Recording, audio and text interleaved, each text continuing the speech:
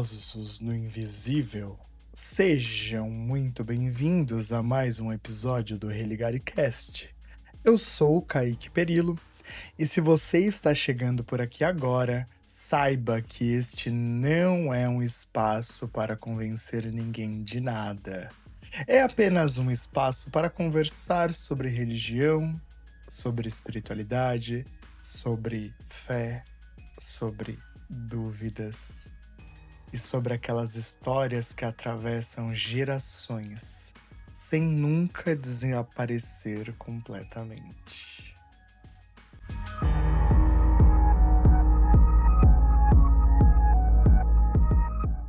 Olá, gente, tudo bem? Cá estou de volta para os nossos fãs do ReligareCast. Eu sei que eu fiz algumas promessas que eu não consegui cumprir, infelizmente. Eu prometi que na quinta-feira teria um novo episódio, não consegui, preparar esse episódio para quinta. Mesmo que já tivesse gravado, hoje eu tô fazendo uma nova gravação, porque, sei lá, né, eu gravei em um outro momento e pra soltar lá na primeira semana, na primeira quinta-feira, mas eu não tive coragem, ânimo pra editar. Leva um tempo ali de edição, de organizar, e eu não tive esse ânimo. E como eu tenho pensado muito que o religare é essa coisa, assim, mesmo que uma válvula de escape, um momento, assim, meio de: "Uh, eu vou fazer isso porque eu quero". Eu também pensei que não ia ser tão proveitoso se eu fizesse meio que por obrigação.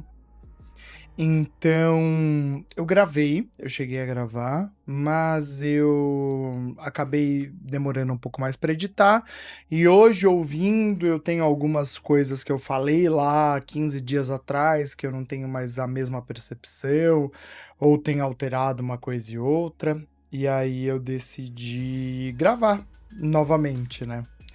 E então eu acho que o Religare já percebe aí, né, já sente um novo movimento para ele, que é esse movimento de não vou fazer o que, sei lá, o que tá estabelecido, vou fazer o que dá, o que é possível, né. Eu acho que o Religare ele nasce para isso também, né, para essa movimentação, para promover, esse escape. Eu trabalho bastante, tenho alguns horários, bem cheios, né, bastante coisa pra fazer e normalmente quando eu chego em casa eu tô muito tipo: "Ai, eu só quero desligar um pouco", e não sei, né, nem sempre eu tô no clima pra conseguir gravar e trazer aqui o melhor de mim, o que eu posso falar e contribuir com alguma coisa que eu tenha visto. Bom, e eu acho que é mais ou menos isso, né, o religar ele surge muito dessa necessidade de ter uma válvula de escape, de ter um momento onde eu vou falar de algumas coisas que me interessam bastante, e esse é o Religare. Eu fiquei meio na dúvida, sabe. No começo eu pensei um pouco, não sei se vocês acompanharam, mas recentemente teve uma movimentação de um rapaz lá no Paraná, e esse rapaz, fez aí uma grande movimentação nas redes sociais, por quê? Porque segundo ele viu um OVNI, né, lá no Paraná, no interiorzão do Paraná. E isso movimentou as redes sociais, todo mundo falou disso e etcétera. Então eu fiquei muito balançado nesse segundo episódio, falar ou de OVNIs extraterrestres ou falar do que eu queria falar, de que já estava no meu roteiro, na minha organização, no meu planejamento para esse momento. Mas eu acho que o hype dele deu uma caída, e aí algumas pessoas ficaram um pouco na dúvida se era ou se não era. Eu acho que é mesmo esse momento de duvidar, de acreditar e não acreditar, mas eu não sei. Eu acho que a gente pode falar um pouco de OVNI, mas não nesse momento, né. Vamos seguir com o nosso planejamento. E no nosso planejamento, eu tenho pensado em falar sobre um livro um tanto quanto curioso, né. E eu tenho comentado com algumas pessoas, né, sobre esse projeto do Religar e sobre as coisas que eu gostaria de discutir aqui. E aí toda vez que eu comento com alguém que eu tô preparando um episódio sobre São Cipriano, a reação da pessoa sempre é muito parecida, muito caricata. A pessoa primeiro dá uma risada, depois vem aquela coisa da seriedade. Vocês sabem que quando eu comecei a pensar e preparar essa edição, esse episódio, eu pensava em trazer falas, né, de pessoas de outras religiosidades, de religiosidades distintas. De repente uma pessoa evangélica, uma pessoa da Umbanda, uma pessoa que tivesse um envolvimento, sei lá, com demonologia. Pensei em trazer uma pessoa, né, que tivesse envolvimento com alguma magia ancestral, candomblé, com uma bruxaria, uma coisa wicca, mas, eu percebi, né, que as pessoas faziam uma movimentação que era um pouco curiosa e eu não sei, né, e acabou também que demanda um tempo maior também, né. Você falar com algumas pessoas e você, tentar entender o que elas querem, receber de repente um áudio dessa pessoa, fazer uma edição. Então eu percebi que eu falei: "Bom, eu vou falar um pouco disso, que eu quero muito falar, mas eu também e se surgir posteriormente, né, alguém querendo trazer alguma informação, um comentário sobre algo, o espaço é para nós, né". Muitas vezes eu comentei com algumas pessoas bom, eu falei, assim, né, com uma pessoa que era uma pessoa muito próxima, agora já não é mais, mas era uma pessoa próxima, eu falei: "Ó, você era uma pessoa evangélica", eu falei: "Ó, você é uma pessoa evangélica, o que você acha de fazer um comentário, gravar mesmo um áudio pra mim falando sobre o que você pensa sobre esse livro, se você já ouviu falar?". E a pessoa super topou. Mas depois a gente se distanciou, não vale mais a pena tocar nesse assunto. Mas algumas outras pessoas, até mesmo de religiões, assim, próximas, né, fala uma coisa tipo: "Ó, cuidado com isso aí, não pode fazer isso, não pode fazer aquilo". E eu fico muito curioso cada vez mais. Eu acho que essas falas me deixam cada vez mais curioso. Vocês sabem que, dentro dessa minha caminhada religiosa, eu fiquei dentro de um terreiro de Umbanda por muitos anos, talvez uns 8 a 10 anos. E foi um período muito bom, muito completo, mas também houve um momento ali dentro daquela caminhada na Umbanda que eu sentia que eu já estava meio que tipo: "Tá, eu preciso agora de uma coisa um pouco mais fundamentada talvez", né. A Umbanda, não sei se todos vocês sabem, um dia eu posso falar um pouco de Umbanda aqui, no Religare, mas a Umbanda é uma religião que por mais que as pessoas pensem: "Ah, é uma religião de origem africana", não é, né. É uma religião que tem uma origem muito brasileira e que recebe diversas influências, inclusive influência francesa, né, no espiritismo kardecista. Mas também tem, né, essa coisa ameríndia, dos nossos povos originários, dos indígenas, de diversas comunidades, o que a gente anteriormente chamava de tribos, né.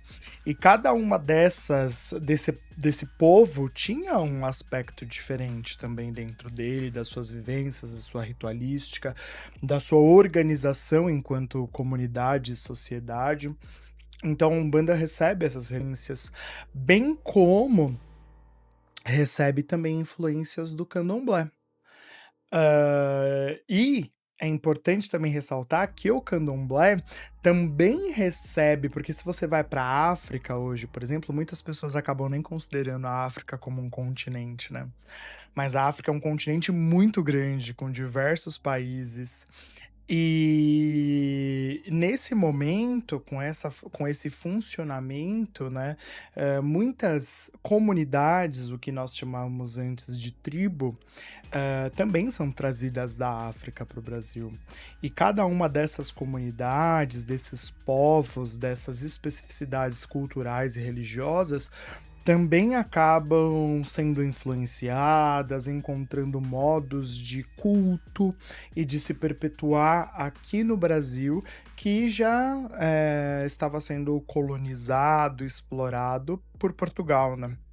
Não só por Portugal, mas outros países que também vieram para cá, né? Que acabaram, muitos europeus que para cá vieram para fazer mal para o nosso povo e para muitas vezes também hã, pegar alguns empregos que poderiam ser destinados para as pessoas que estavam aqui, mas, não acontecia, então o Brasil foi muito explorado. Bom, é uma história que eu não preciso contar, né. Hã, mas eu queria dizer que, essa curiosidade que me desperta a respeito desse livro e que muitas pessoas também, com certeza, têm essa curiosidade bastante despertada, ela tá muito relacionada com a curiosidade que eu tinha, por exemplo, quando antes de me iniciar no candomblé, né. É muito dito que no candomblé, quando você entra no roncó, no quarto de santo, toda a ritualística que acontece ali, ela é muito ela é muito misteriosa, ela é muito sagrada, ela é muito ela é um segredo mesmo, né, é um segredo sagrado, já diria alguma das músicas aí da MPB, e eu tinha muita curiosidade por isso. Tanto que eu lembro que eu comentei com uma amiga minha que já é iniciada há muitos anos. Falei: "Ai, nossa, não, eu quero muito fazer santo, eu quero muito", eu vou fazer 6 anos de santo já de iniciado. "Ai, eu quero fazer santo, não sei o quê".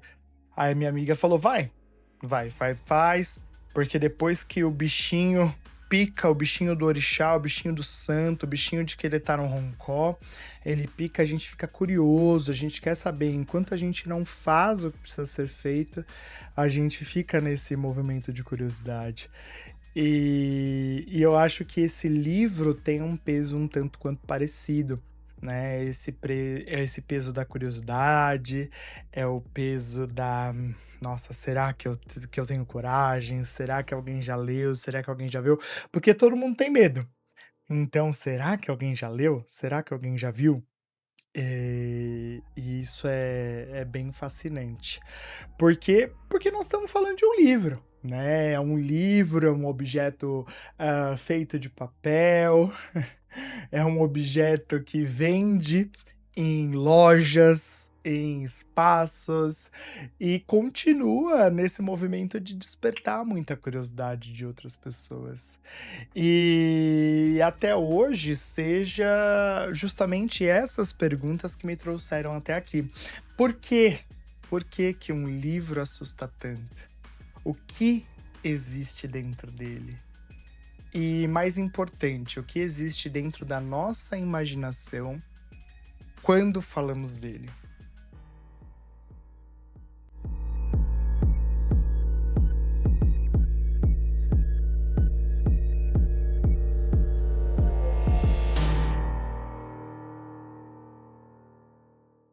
Quando eu era criança, eu ouvia muitas histórias sobre esse livro o tempo todo. Na verdade, tem alguns livros que me deixam muito curiosos, né? E que vêm ali daquele momento de infância. Eu acho que, mas os mais deles são esses dois, né? O primeiro é um livro do Nostradamus.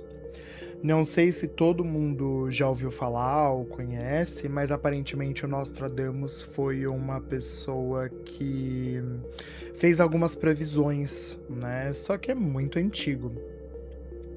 E sabe o que era engraçado? Que eu inclusive tenho esse livro aqui na minha casa também do Nostradamus, eu não li,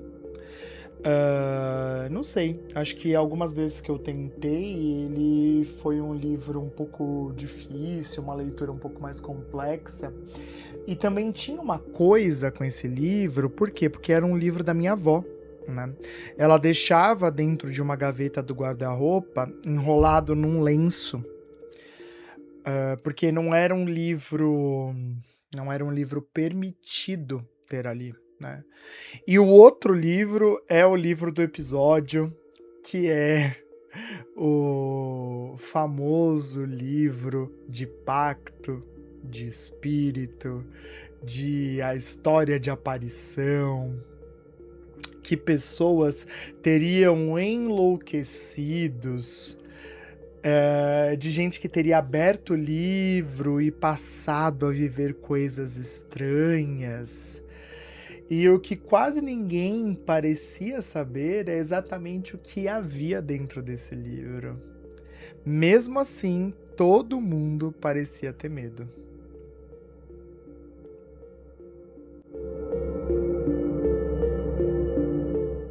Então agora é a hora. Pega seu café, ajusta o fone e vamos religar mais uma história. Existe um tipo de medo que não nasce da experiência. Ele nasce daquilo que contam pra gente. Eu cresci ouvindo que esse livro era perigoso, que não podia abrir de madrugada, que não podia deixar perto da cama, que tinham coisas aqui dentro dele que atraíam espíritos, que certas orações não podiam ser lidas em voz alta, e talvez o mais curioso é que quase ninguém que me dizia isso tinha realmente lido esse livro. O medo o medo ele vem antes da leitura. E durante muito tempo eu também tive medo. Mas depois de adulto eu comecei a me perguntar: será que o problema tá mesmo no livro? Ou no que ensinaram pra gente? O que ensinaram pra gente acreditar sobre esse livro?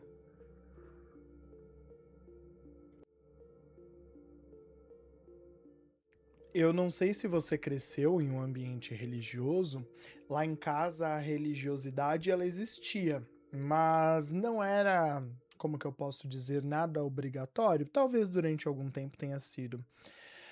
A minha avó, né, se dizia acreditava em Deus, mas não frequentava nenhuma igreja. Na verdade, eu nunca vi minha avó ir na igreja, nem católica, nem evangélica, né? Mas ela sempre acendia toda semana as velas para as 13 almas santas e sagradas, ou santas e benditas. Já o meu avô não.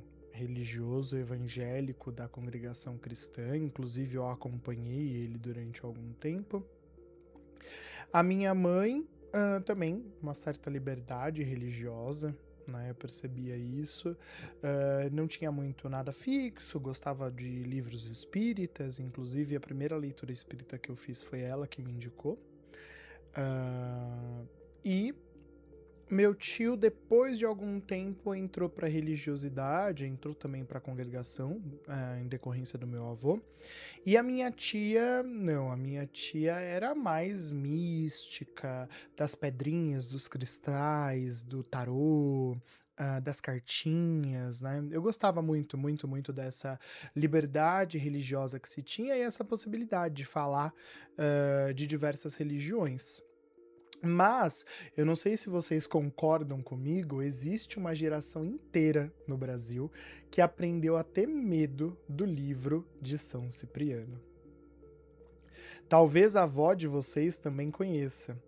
Talvez um tio ou uma tia, assim como a minha, que gostava dos cristais, tivesse esse livro da gaveta. E muitas vezes essas pessoas nos diziam: não mexe com isso é coisa do diabo.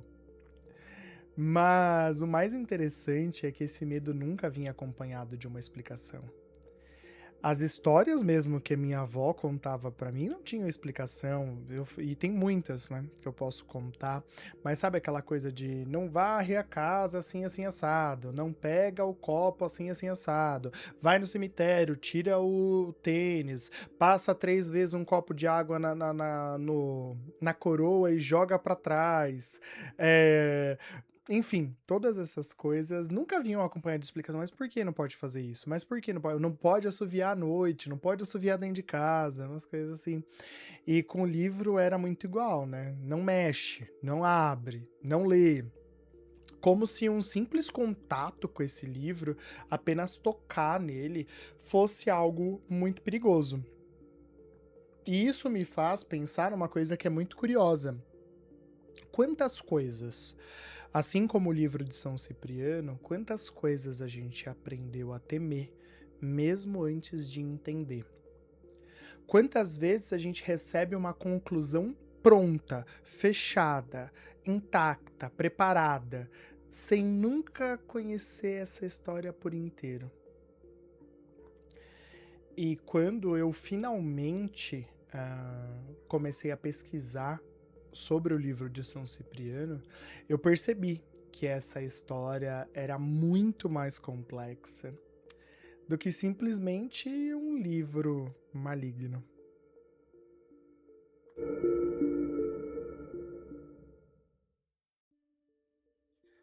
Bom, então quando eu criei coragem, eu comecei a pesquisar sobre São Cipriano.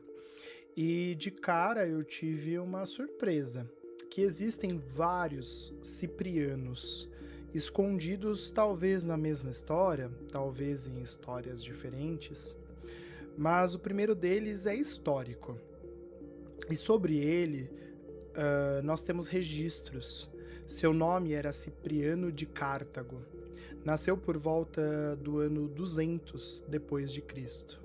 Foi professor, advogado, converteu-se ao cristianismo já adulto e tornou-se bispo de Cartago por volta de 249 da era cristã.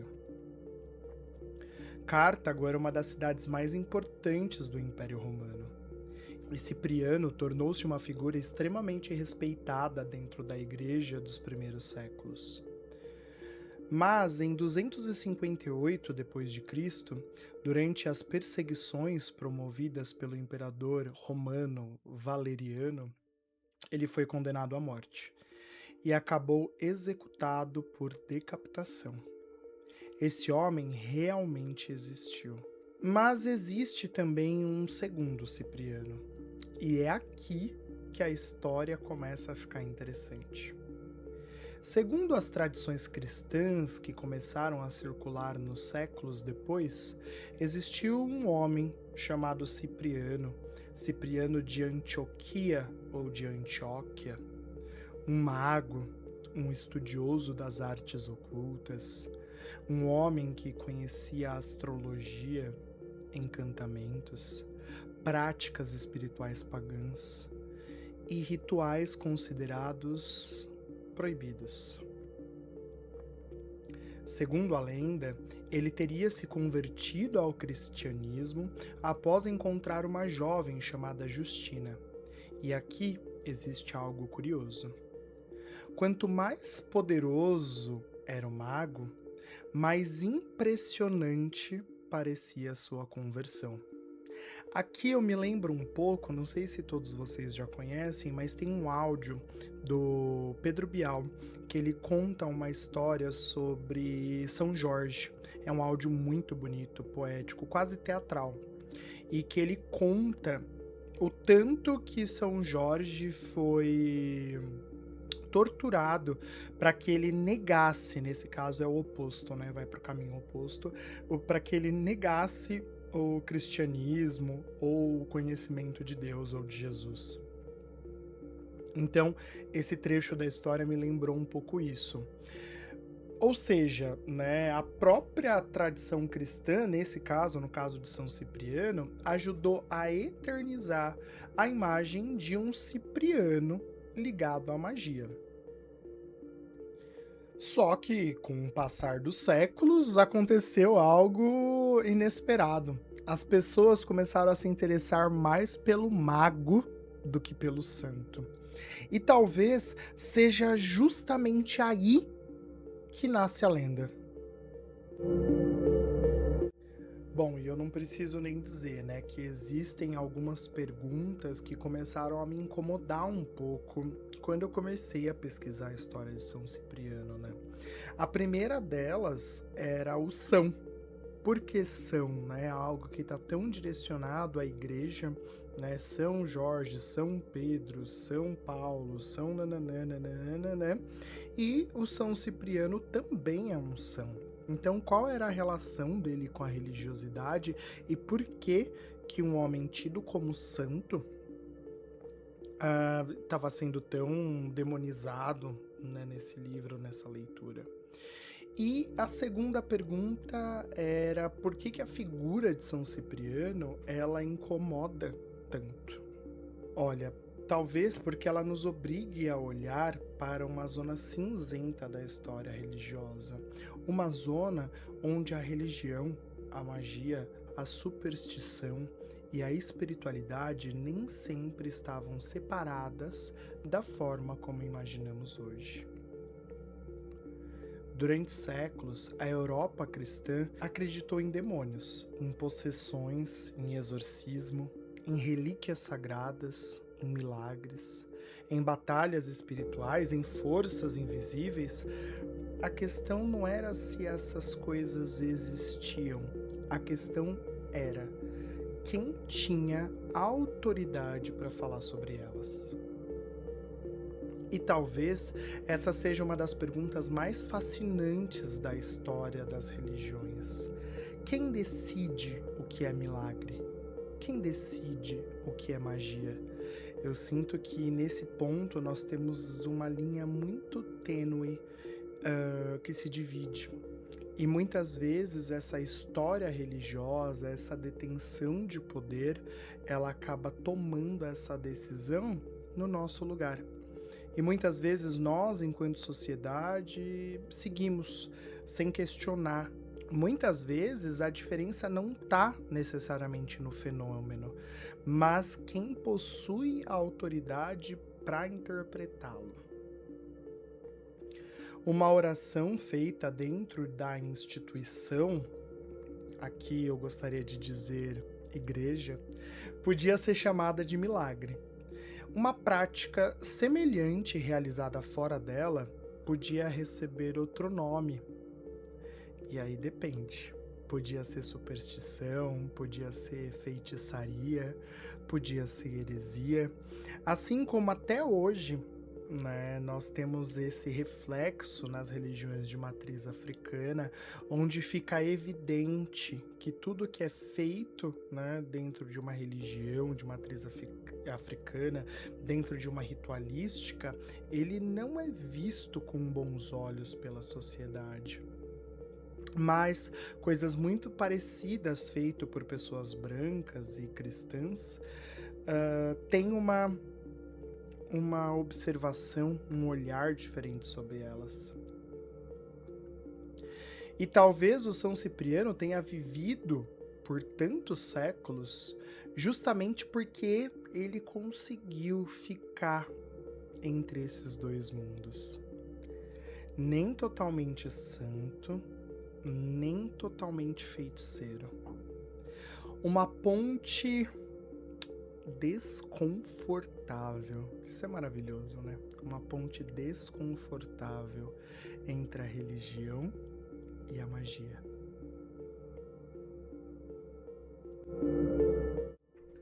Se organizarmos essa história em uma linha do tempo, ela fica ainda mais interessante. Por volta do ano 200, nasce Cipriano de Cartago, e por volta de 249 torna-se bispo. Em 258, é executado pelos romanos. Já as histórias sobre Cipriano de Antioquia começam a circular principalmente entre os séculos 4 e 5, muito tempo depois dos acontecimentos que elas descrevem. Durante toda a Idade Média, essas narrativas continuam crescendo, misturando religião, folclore, milagres, demônios, magia e crenças populares. Mas o famoso livro de São Cipriano, que chegou ao Brasil, surge muito mais tarde, principalmente através de versões portuguesas, que foram sendo ampliadas ao longo dos séculos. E isso explica uma coisa importante. Não existe um livro de São Cipriano, existem muitos livros de São Cipriano. Vários, e existe também, por parte dos leitores brasileiros, uma vontade muito grande de sempre procurar o texto mais antigo, o mais verdadeiro, o mais oficial. Então hoje você pode encontrar o São Cipriano da capa preta, o São Cipriano bruxo, o São Cipriano da capa vermelha, o São Cipriano da capa de aço e por aí vai, né? E esses textos, eles são textos, talvez esses livros carreguem, né, essa leitura, esse texto muito igual, independente da edição que ele tenha, mas existe também essa vontade de sempre ter o mais original, o mais fiel à realidade, e óbvio, as editoras acabam surfando nessa onda de interesse em ter a magia mais profunda, mais verdadeira, mais real, mais ancestral que o livro nos promove ou que tenta nos promover a partir desse discurso social de São Cipriano ser o bruxo. Então, quando a gente vai entender de maneira um pouco mais aprofundada, a gente entende que não existe uma versão oficial. Existem dezenas de versões diferentes, misturadas, alteradas, adaptadas, aumentadas. E é uma coisa muito curiosa de dizer para vocês é que talvez esse livro não tenha sido só escrito por uma única pessoa. Talvez ele seja um misto, um mix de pessoas, de registros, de pensamentos, talvez, de orações, de simpatia, proteção espiritual, história sobrenatural, promessa de amor, de sorte, de riqueza ou de proteção. E talvez seja justamente por isso que ele se tornou tão famoso, porque acabou funcionando como uma espécie de coleção do imaginário popular. Quando você realmente abre e lê, percebe que existe muito mais curiosidade humana ali dentro do que propriamente um portal para o mal. O livro, ele fala sobre o medo, o desejo, a proteção, a esperança, o amor, a vingança e a fé. Ou seja, fala exatamente das mesmas coisas que acompanham os seres humanos há séculos. Eu até me lembrei, né, especificamente desse livro, porque uma vez eu estava passando na frente da TV e vi uma novela. É um trecho, na verdade, um pedacinho de uma novela, e eu fui até pesquisar para saber que novela que era essa. É uma novela que chama Renascer. Pelo que eu entendi, houve um remake dela em 2024, mas a versão original é de 1993. E no trecho em específico que eu assisti, um dos personagens ensinava pro outro como que ele fazia para ter um cramunhão ou um diabo dentro da garrafa. Se você observar essa história com bastante profundidade, tem algumas coisas que me chamam a atenção. A primeira delas é como ela se cruza com a versão do Saci Pererê. Não sei se vocês todos se lembram, mas no folclore brasileiro nós temos a história que é possível capturar o Saci Pererê desde que você coloque uma peneira em cima de uma garrafa e por aí vai, e o Saci ficaria ali preso, né?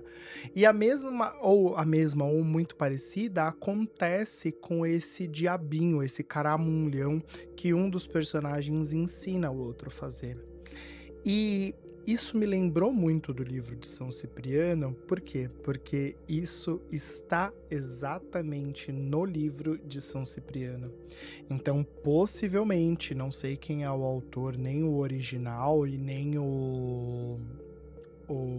a pessoa que reescreveu, talvez seja Benedito Rui Barbosa, eu não tenho certeza, mas essa pessoa com certeza bebeu da fonte de São Cipriano.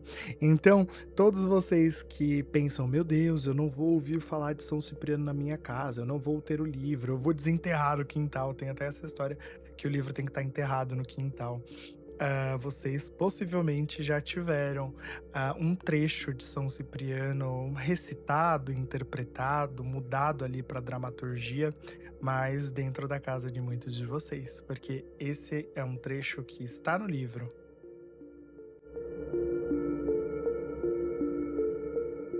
Mas eu acho que a parte mais importante dessa história é outra. O medo do livro de São Cipriano talvez não tenha nascido do conteúdo, mas talvez tenha nascido daquilo que foi construído ao redor dele. Porque tudo aquilo que é proibido ganha força.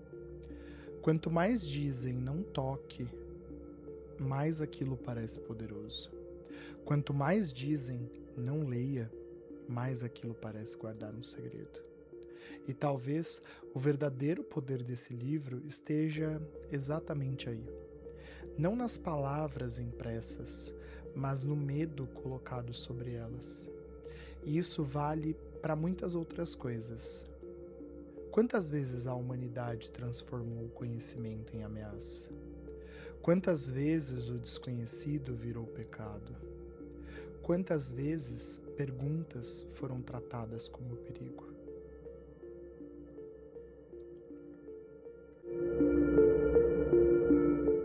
Cabra preta milagrosa que pelo monte subiu, trazei-me fulano que da minha mão sumiu. Fulano, assim como o galo canta, o burro rincha, o sino toca e a cabra berra. Assim tu hás de andar atrás de mim.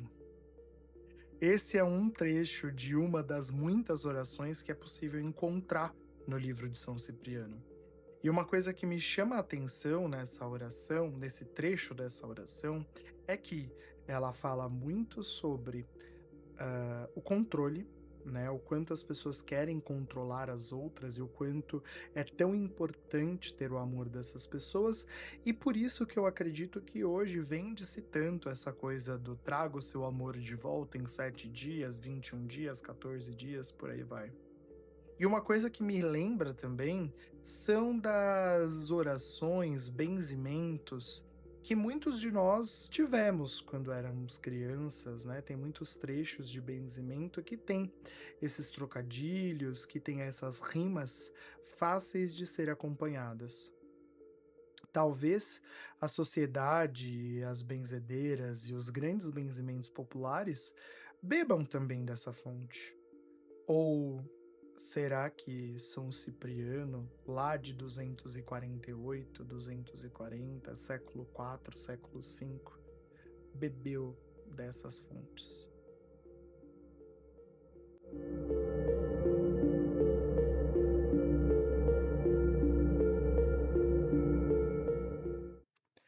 Depois de pesquisar tudo isso, ler o livro do São Cipriano na íntegra, tá tudo bem, tá tudo certo, eu tô legal. Eu cheguei a uma conclusão curiosa. Talvez o livro de São Cipriano nunca tenha sido o verdadeiro protagonista dessa história. Talvez sempre tenha sido o medo do desconhecido, o medo do invisível, o medo de fazer perguntas. Porque quando uma sociedade transforma um livro em um objeto proibido, ela não destrói aquele livro, ela transforma aquele livro em lenda. E lendas sobrevivem muito mais tempo do que proibições. Talvez por isso, tantos séculos depois, ainda existam pessoas que têm medo de abrir essas páginas. Não por causa do que está escrito nelas, mas por causa de tudo aquilo que aprenderam a imaginar sobre elas. Talvez o medo nunca tenha morado nas páginas. Talvez ele sempre tenha morado dentro de nós. Bom, eu sou Kaique Perillo e este foi mais um episódio do ReligareCast. Muito obrigado pela sua companhia e até a próxima história.